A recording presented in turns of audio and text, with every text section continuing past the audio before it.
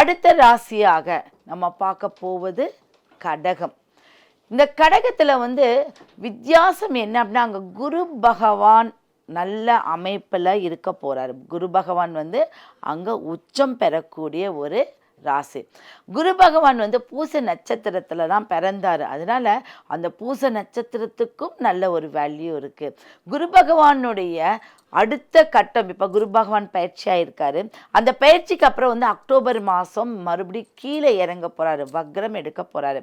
ஒவ்வொரு கிரகமும் வக்ரம் எடுக்கக்கூடியது நன்மையும் இருக்குது, தீமைகளும் இருக்குது. அப்போ கடகத்துக்கு இத்தனை நாள் இல்லாத ஒரு அமைப்பு, நன்மைகளை மட்டுமே கொடுக்கக்கூடிய அமைப்பு உண்டு.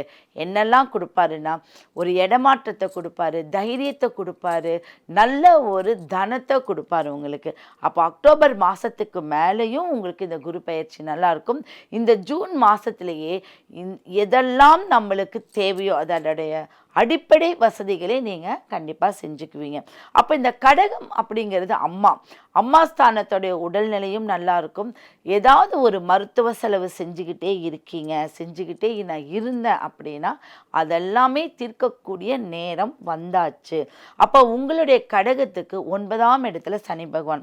ஒரு சனி பகவான் 9ஆம் இடத்துல இருக்கிறதே பாக்கியம். அப்பாவோட சொத்து, அம்மாவோடைய சொத்து, அதன் மூலியமாக நீங்கள் ஒரு பொருள் ஈட்டுறது, அதன் மூலியமாக லாபம் கிடைக்க போகிறது, இது எல்லாமே உங்களுக்கு கிடைக்கும். உங்களுடைய எப்படி வம்சமாக அம்மாவோட பொண்ணோட அம்மா, இப்படி வழியாக இருக்கக்கூடிய சந்ததிகள் உங்களுக்கு நல்லா இருக்கும். அவர்கள் மூலியமாக நீங்கள் பெருமைப்படக்கூடிய ஒரு அமைப்பு காலம் இந்த அமைப்பில் உண்டு. உங்களுடைய கேது பகவான் எங்கே இருக்கார் அப்படின்னா, உங்கள் ராசிக்கு 2ஆம் இடத்தில் பயிற்சியாக இருக்கிறார். அப்போ ராகு பகவான் 8ஆம் இடத்துல.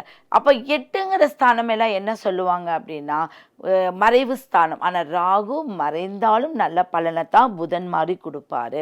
அப்போ அது கும்பத்தில் இருக்கிறதுனால மதிப்பு மரியாதை கண்டிப்பாக உங்களை தேடி வந்துக்கிட்டே இருக்கும்.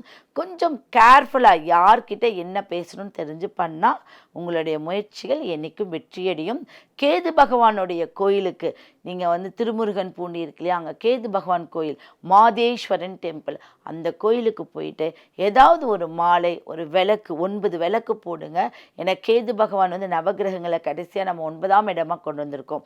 அப்போ 9 விளக்கு போட்டு மாதத்துக்கு ஒரு முறை உங்களுடைய நட்சத்திரத்தை அன்னைக்கெல்லாம் நீங்கள் போய் சாமிக்கு விளக்கு போட்டு ஒரு மாலை சாத்திட்டு வந்தால் இந்த காலத்திலிருந்தே உங்களுக்கு நல்ல விஷயங்களை கொடுக்கக்கூடிய ஒரு அமைப்பை உண்டு பண்ணும்.